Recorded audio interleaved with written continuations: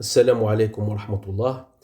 On poursuit avec nos exercices sur les mathématiques des Olympiades, et chapitre les inégalités réelles.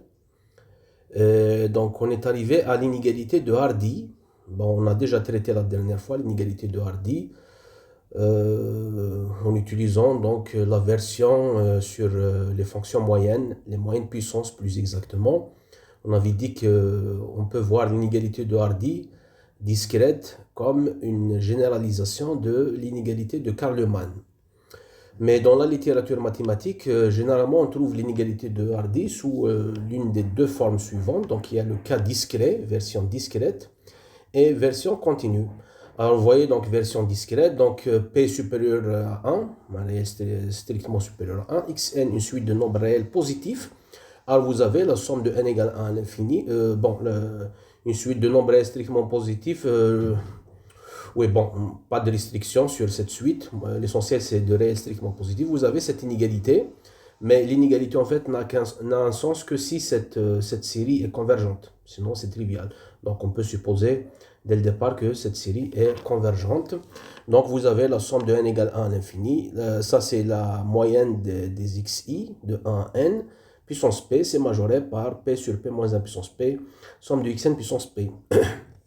Donc, ça, c'est la version discrète, c'est ce qu'on a démontré donc la dernière fois dans la vidéo précédente. Alors la version continue qui est utilisée par exemple en analyse fonctionnelle, alors c'est à peu près la même chose sauf qu'on remplace les sommes par les intégrales. Donc si p est strictement supérieur à 1, f, une fonction de 0 plus infini dans 0 plus infini, donc c'est-à-dire une fonction positive mesurable, alors vous avez cette inégalité, donc somme intégrale 0 à plus l'infini, 1 sur x intégrale 0 à x ft dt, ça c'est la moyenne de f sur l'intervalle 0x, à puissance p dx majoré par p sur p moins 1 puissance p, intégrale 0 à plus l'infini, fx puissance p dx. Et même remarque ici, l'inégalité, elle est non triviale seulement dans le cas où cette intégrale converge, c'est-à-dire qu'on suppose que f est dans LP, les fameux espaces de Lebesgue, LP. Donc cette intégrale, on suppose dès le départ que f est dans LP, c'est-à-dire fx puissance p est intégrable sur 0 plus l'infini. Donc ça, je suppose qu'il est fini. Sinon, c'est trivial. Alors aujourd'hui, donc je vous propose une démonstration de l'inégalité de Hardy en version continue. Donc on s'approche un petit peu de l'analyse fonctionnelle en version continue. On va voir le sens qu'elle a cette inégalité, donc opérateur de Hardy, etc. Alors je vais vous proposer deux démonstrations différentes. Et puis on va montrer aussi l'optimalité de l'inégalité de Hardy, c'est-à-dire qu'on ne peut pas changer cette constante-là par quelque chose de meilleur, c'est-à-dire par quelque chose de plus petit. C'est la meilleure possible. Voilà, donc je commence ma première démonstration. Donc j'ai dit que l'inégalité n'a un sens ou bien est non trivial seulement dans le cas où cette intégrale où la fonction fx puissance p est intégrable, c'est-à-dire que ça c'est fini, sinon on va avoir quelque chose inférieur à plus l'infini, ce qui est évident. Donc en supposant que f, donc première démonstration de la version continue, donc supposons sans perte de généralité, sans perte de généralité, que bon, f est dans l'espace LP, c'est-à-dire que l'intégrale 0 à plus l'infini fx puissance p dx est finie. Voilà. On va alors donc je veux démontrer donc cette inégalité. Alors je pose donc grand F, c'est cette expression. Donc posons pour tout x, posons pour tout x positif, grand F de x, c'est égal à l'intégrale de 0 à x, on va intégrer de 0 à x, ft dt. Voilà, supposer que f est mesurable, donc cette intégrale a bien un sens, c'est un nombre fini, c'est un nombre réel positif. Voilà, donc fx est égal à ça. Alors la fonction f, elle est continue, parce que f, petit f est mesurable, donc on va obtenir une fonction continue. Est-ce qu'elle est dérivable? Pas forcément, mais elle est dérivable presque partout. Donc f est continue, ça c'est sûr, est continue sur alors 0 plus l'infini, est dérivable presque partout. Dérivable presque partout, pp sur 0 plus l'infini. Alors je vous renvoie bien sûr vers la théorie de la mesure et de l'intégration pour voir tout ça. Alors dérivable, ça c'est connu. Donc dérivable presque partout. Elle est continue, certainement. Elle est dérivable presque partout. Si je suppose que petit f est continu, alors là on obtient la dérivabilité partout. Si je suppose petit f continu. Mais ça c'est un peu fort. Je suppose seulement que f est mesurable. Alors dans ce cas-là on obtient que grand f est continu, mais dérivable presque partout. Donc dérivable sauf peut-être en un ensemble de mesures nulles. Voilà. Et donc on démarre, on a. Bon, pourquoi j'ai besoin de la dérivabilité? Parce que je vais utiliser une intégration par partie. Donc j'ai besoin de la dérivabilité. Donc on a. Alors on démarre donc du terme de gauche. On démarre de là et on essaye d'arriver là. Voilà. Alors on a. Je vais introduire un réel, on va l'appeler peut-être grand M. On a pour M positif arbitraire. Hein. Au lieu d'intégrer de 0 à plus infini, je vais intégrer de 0 à M. Donc intégrale de 0 à M. Alors donc 1 sur x, intégrale de 0 à x, ft dt puissance, puissance p dx. Alors ça, comment on peut l'écrire? C'est intégrale de 0 à m. Alors, donc intégrale de 0 à x ft dt, ça c'est grand F. Donc on va avoir grand Fx sur x puissance p dx. Et ça, je vais l'écrire intégrale de 0 à m fx puissance p x puissance moins p dx. Et là, j'ai envie d'utiliser une intégration par partie. Donc, je vais écrire ça intégrale de 0 à m fx puissance p. X puissance moins p, c'est la dérivée de x puissance moins p plus 1 sur moins p plus 1. Donc, je vais faire ça, prime dx. Je vous rappelle que p, c'est strictement supérieur à 1. Alors, ici maintenant, c'est de la forme donc intégrale de uv'. Je vais utiliser donc une intégration par partie. Donc, c'est égal par partie, comme je vous ai dit que grand F est dérivable presque partout, bon, ça ne va pas nous déranger de la dériver. Et puis les intégrales de Lebesgue, sur des ensembles de mesures nulles, ça donne 0. Donc on peut éliminer les parties de mesures nulles. Donc on va avoir, si on fait une intégration par partie, donc fx puissance p fois x puissance moins p plus 1 sur moins p plus 1.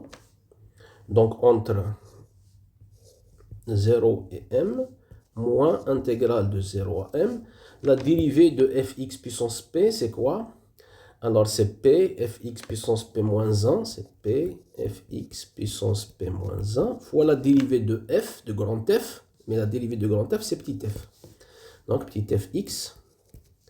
Et puis ici, je vais multiplier par x puissance moins p, j'ai pas assez d'espace, x puissance moins p plus 1 sur moins p plus 1 dx. Voilà. On va voir tout ça. Donc, je répète peut-être ça. La dérivée de fx puissance p, c'est p fx puissance p moins 1 par la dérivée de grand F, mais la dérivée de grand F, c'est petit f, presque partout. Alors, on continue. Alors ici, donc ça, en m, alors cette expression, si je la prends en m, cette expression, qu'est-ce que ça va donner? je vais arranger un peu les choses. Donc Fm puissance P, M puissance moins P plus 1 sur P moins 1. Voilà. P moins 1, c'est strictement positif parce que P est strictement supérieur à 1. Et là, j'ai fait sortir le signe moins. Ça, c'est la valeur en M. La valeur en 0, alors la valeur en 0, je vais montrer que c'est 0 en tant que limite. Donc, moins, alors je prends ça, donc je prends cette expression en 0. Alors, je vais faire sortir de préférence le signe moins. Donc, ce qui va rester, c'est plus 1 sur P moins 1. Bon, je vais sortir le 1 sur P moins 1. Et je vais prendre la limite de f x puissance p, x puissance moins p plus 1, quand x tend vers 0.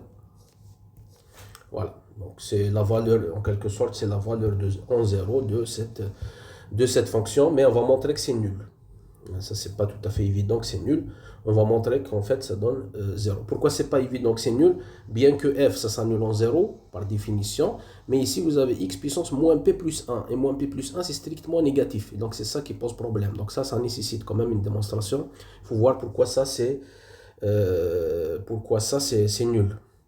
Ensuite, ce qui va rester... alors, je vais déplacer ça parce que j'ai pas beaucoup d'espace. Déplacer ça, j'aimerais bien... voilà, je vais le déplacer un petit peu. Voilà. Alors, ce qui va rester alors, c'est cette intégrale. Donc, alors, comment on peut arranger ça? Donc, plus P sur P moins 1. Voilà.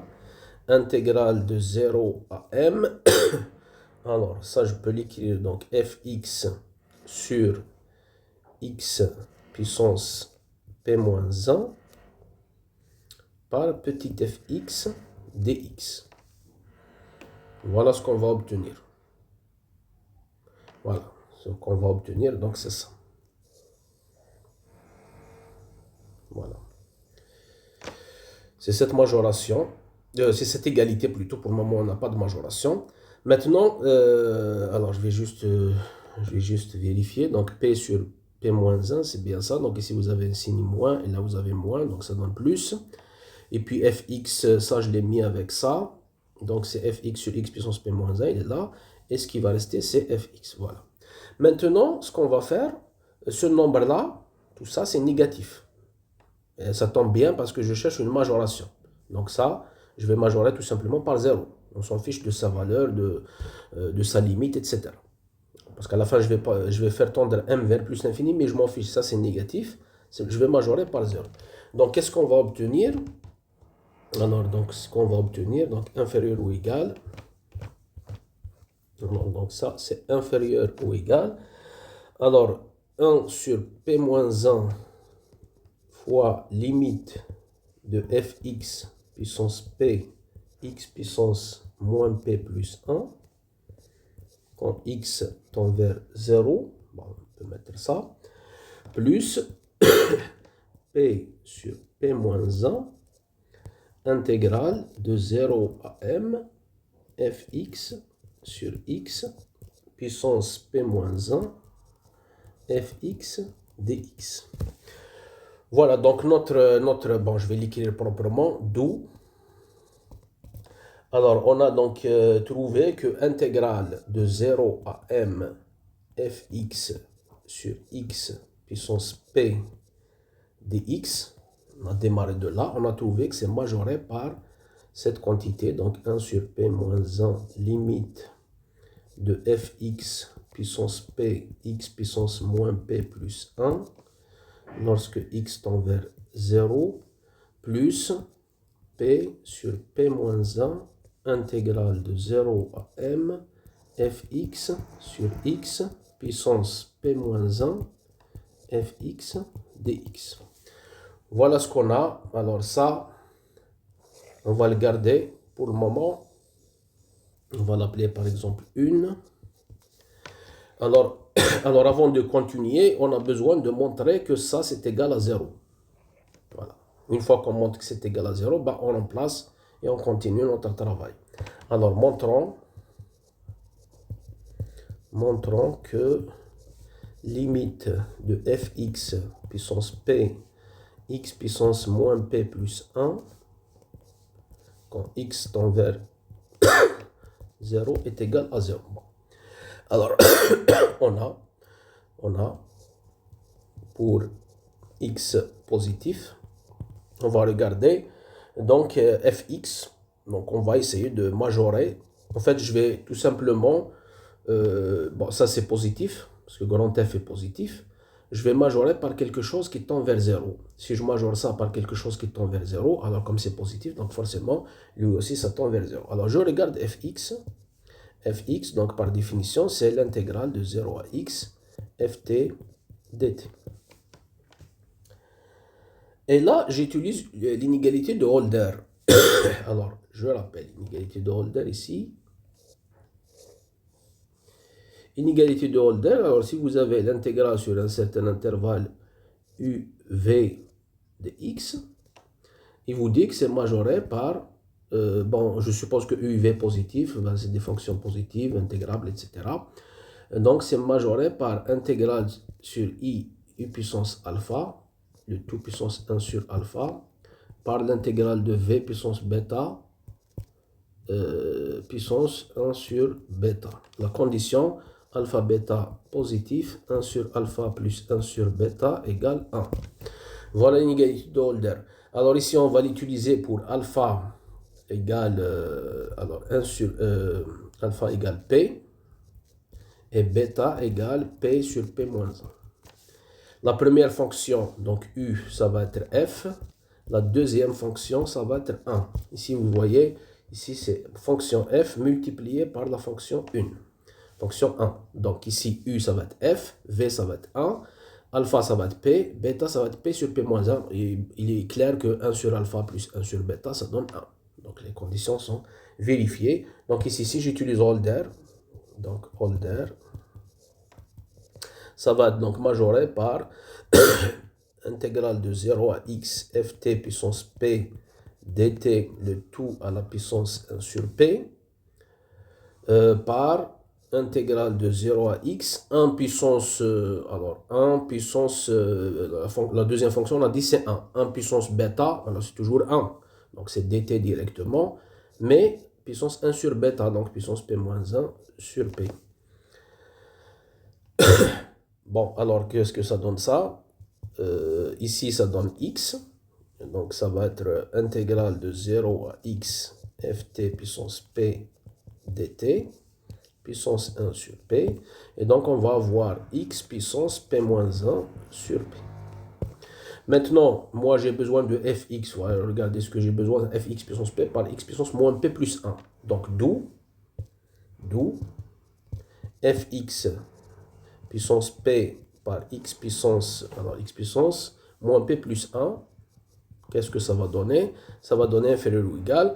Alors je mets tout ça à la puissance p, et puis je multiplie par x puissance moins p plus 1. Donc ça va partir complètement. Parce que si je mets à puissance p, donc ça va partir. Si je multiplie par x puissance moins p plus 1, ça va partir. Donc ce qui va rester, c'est juste, c'est juste cette expression en fait qui va rester.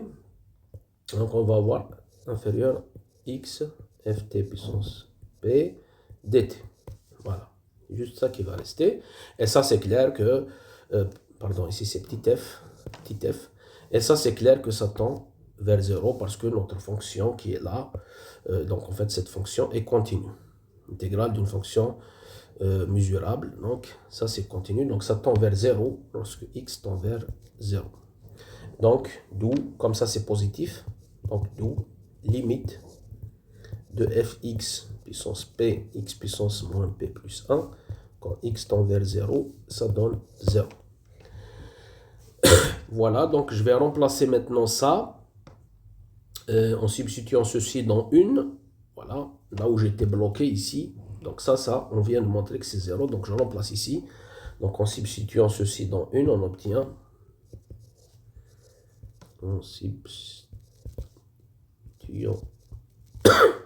ceci dans une, qu'est-ce qu'on obtient? Alors, on obtient l'inégalité. Donc, on obtient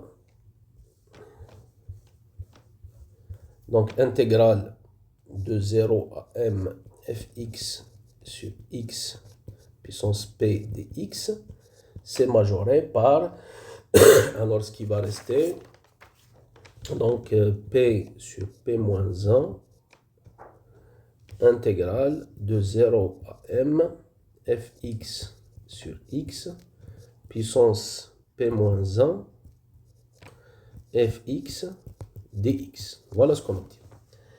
Et on utilise encore une fois, Holder. Alors, Holder, on l'utilise encore une fois pour majorer cette intégrale. Alors, cette fois-ci, je vais utiliser Holder. Bon, je vais mettre ici. U, donc ma première fonction, ça va être ça. Donc, fx sur x puissance p moins 1. Ma deuxième fonction, ça va être ça. Donc, fx. Le alpha, ça va être P sur P moins 1. Et le bêta, ça va être P. C'est clair que 1 sur alpha plus 1 sur bêta est égal à 1. Alpha, bêta sont strictement positifs. Voilà comment je vais utiliser Holder. Donc ça va être majoré par P sur P moins 1. Intégrale de 0 à M. Alors U puissance alpha. Vous voyez bien, U puissance alpha. Voilà U, voilà le alpha. Donc ça va donner Fx sur X puissance P. Donc on va avoir fx sur x puissance p dx.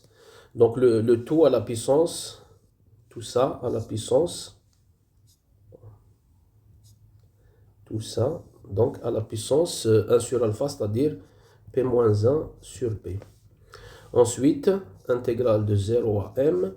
Alors ensuite, la deuxième fonction puissance bêta, donc fx puissance p dx. Le tout à la puissance 1 sur P. On simplifie. Regardez maintenant ce qui se passe. Cette expression-là, elle est la même que celle-ci. Donc si je divise, ça divisé par tout ça. Ici, c'est l'exposant 1. C'est tout ça puissance 1. Et là, vous avez puissance P moins 1 sur P. Donc vous allez avoir en tout 1 moins P moins 1 sur P, c'est-à-dire 1 sur P. Donc d'où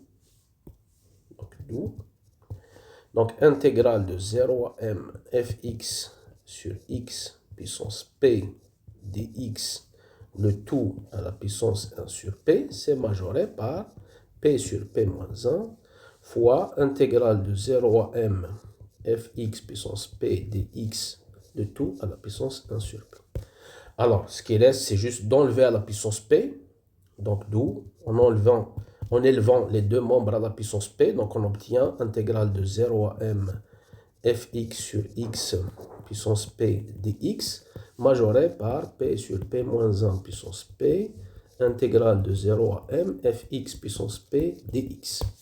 Et dernière étape, m tend vers plus l'infini, on va avoir ce qu'on cherche, donc intégrale de 0 à m fx sur x puissance p dx.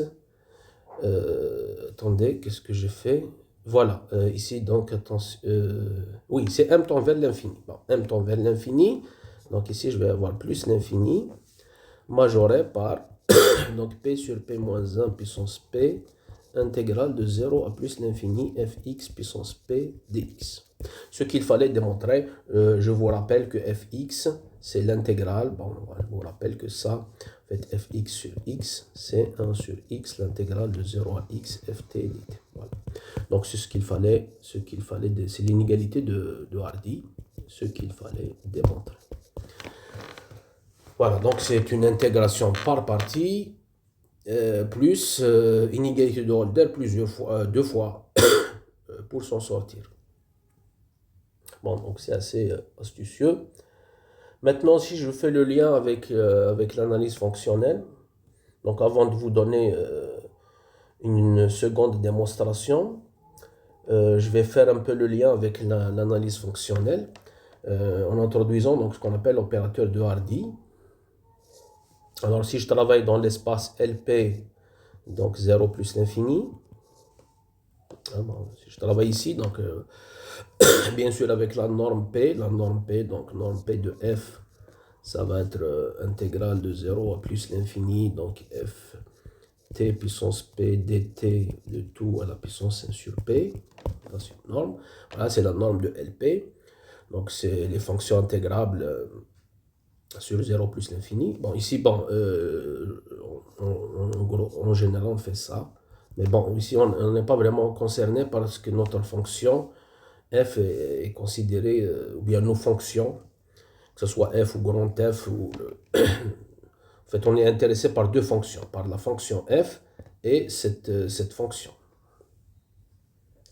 Et toutes les deux sont positives, donc la valeur absolue n'a pas vraiment d'intérêt ici. Mais bon, en général, donc, on prend donc la valeur absolue de ft puissance p dt de tout à la puissance 1 sur p. C'est ça la norme p. Alors que je définis l'opérateur de Hardy. Alors l'opérateur de Hardy, donc ça va être dans LP de 0 plus l'infini, dans lui-même, LP de 0 plus l'infini. Et à chaque f, je vais lui associer la fonction, en fait sa moyenne sur 0x, ft dt. Bon, ça en fait c'est la fonction qui associe à tout x cette valeur. Et là donc on va obtenir en fait, c'est ça ce qu'on appelle opérateur de Hardy, h, on va se poser comme ça, h, opérateur de Hardy. Alors, donc, qu'est-ce qu'elle nous dit, donc, l'inégalité de Hardy? L'inégalité de Hardy nous dit que l'opérateur de Hardy est un opérateur borné. Bon, c'est clair que c'est un opérateur linéaire. Il nous dit que l'opérateur de Hardy est un opérateur borné, ce qui est équivalent à dire continu, et sa norme, c'est majoré par P sur P moins 1. Voilà, donc on va écrire ça déjà. Donc, l'inégalité de Hardy, l'inégalité de Hardy devient donc tout simplement l'opérateur de Hardy de f, donc quel que soit f dans notre espace, LP 0 plus l'infini, vous avez HF, norme P, c'est majoré par P sur P moins 1 fois norme P de f. Voilà. Et ça montre donc la continuité de l'opérateur H, ou bien sa bornitude. Donc H est un opérateur borné, c'est-à-dire, ça revient à dire que H est un opérateur borné, c'est-à-dire continu,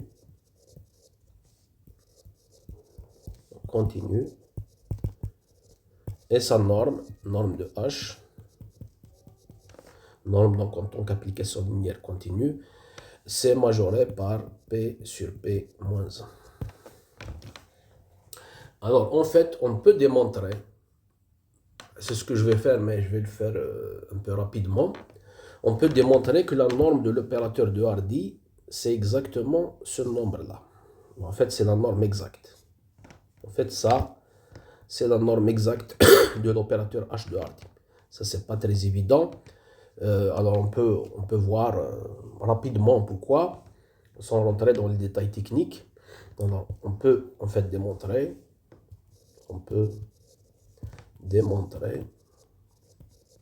que la norme de cet opérateur, bon, c'est en fait l'opérateur de la moyenne tout simplement.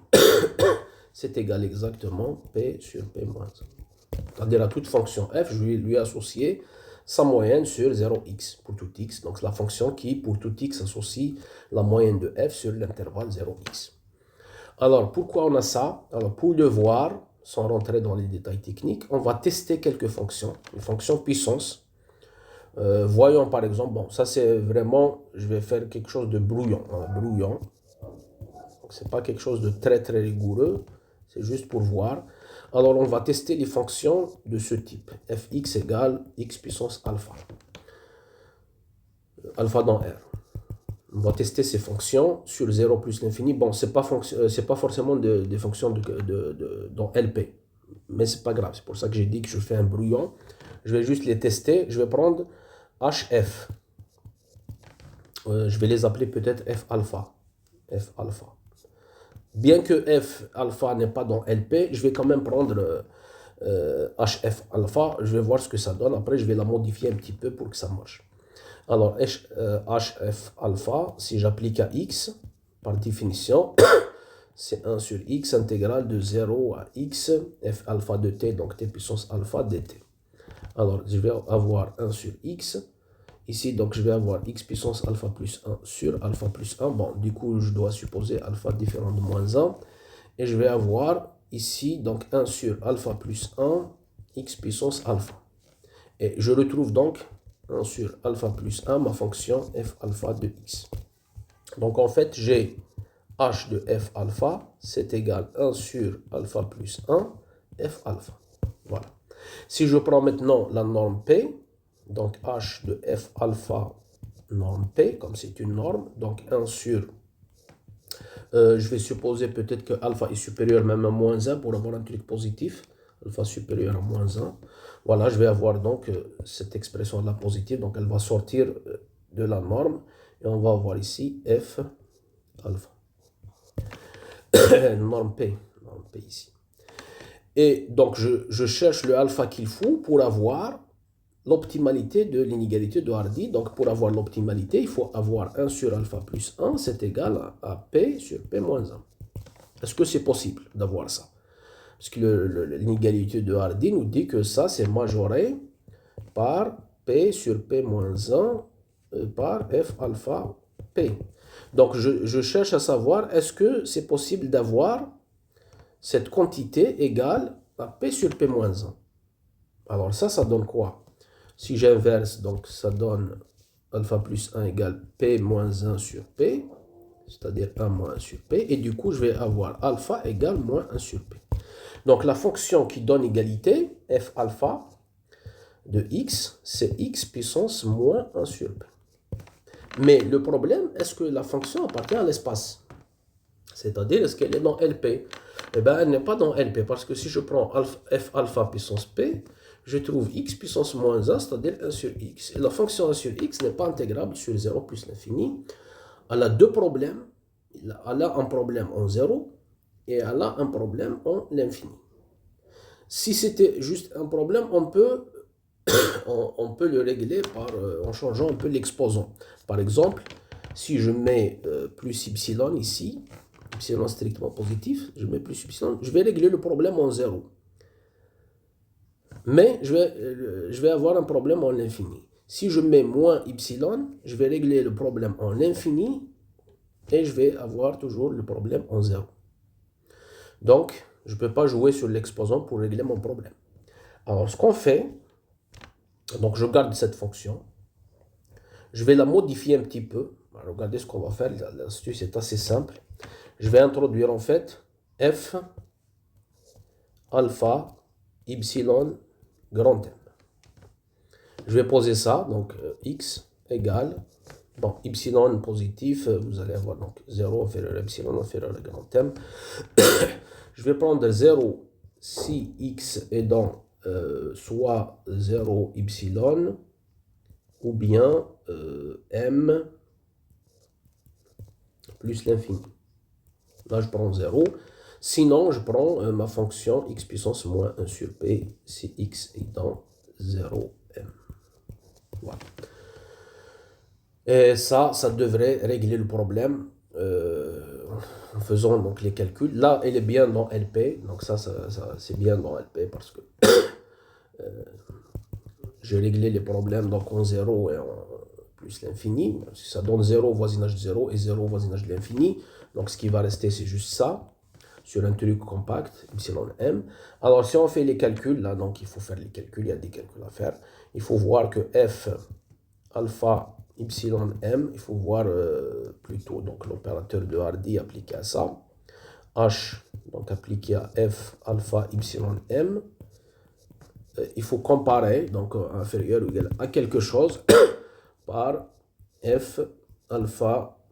Bon, le alpha, il est égal à moins 1 sur p, donc il est réglé le alpha. En fait, c'est moins 1 sur p, donc je peux l'enlever le alpha ici.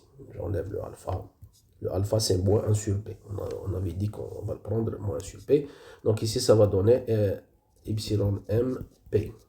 Alors, il faut voir que ce qui est là, ou bien égal, peut-être égal, comme ça. Je ne sais pas, donc il faut faire les calculs. il faut voir que ce qui est là, ou bien, non, pour que ce soit plus clair, bon, je vais enlever tout ça, pour que ce soit plus clair.